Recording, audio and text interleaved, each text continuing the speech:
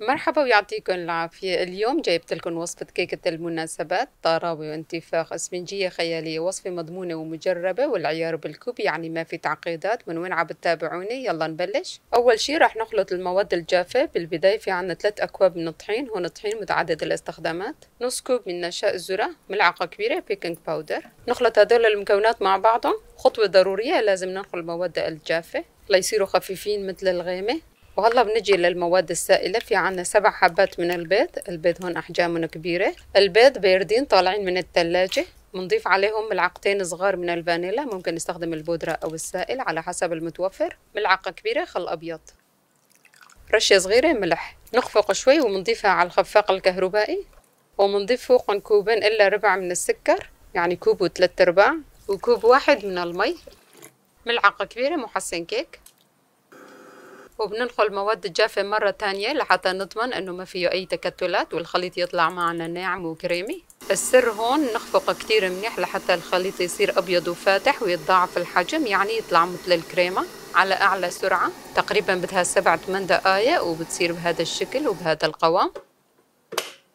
وهلا بنجهز صينية مقاسها 36 سنتيمتر، بندهنها بشوية زيت وبنفرشها بورق الزبدة، وبنسكب خليط الكيك وبنساوي سطحها. شايفين قوام الكيك مثل الكريمة بالضبط. والصينية صارت جاهزة لحتى تدخل الفرن. الفرن حامي مسبقا على حرارة 200 درجة مئوية. تقريبا بدها 30 دقيقة مع المراقبة النار من تحت بس، وإذا احتاج ممكن نشغل الشواية دقيقتين بس. لا تفتحوا باب الفرن قبل ما يعدي نص ساعة، لأن الكيك بينتفخ وبينزل إذا استعجلنا عليه. نختبر نضجها بعود خشبي. نقلبها بعد 5 دقائق وبنشيل ورق الزبدة وبنتركها تبرد بحرارة الغرفة.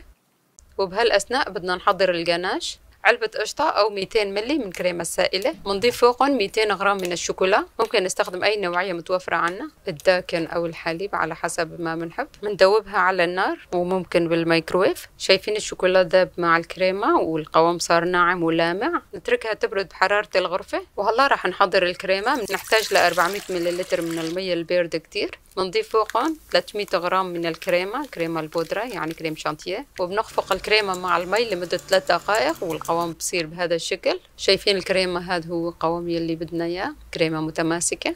وبعد ما برد الكيك بنقسمه لقسمين.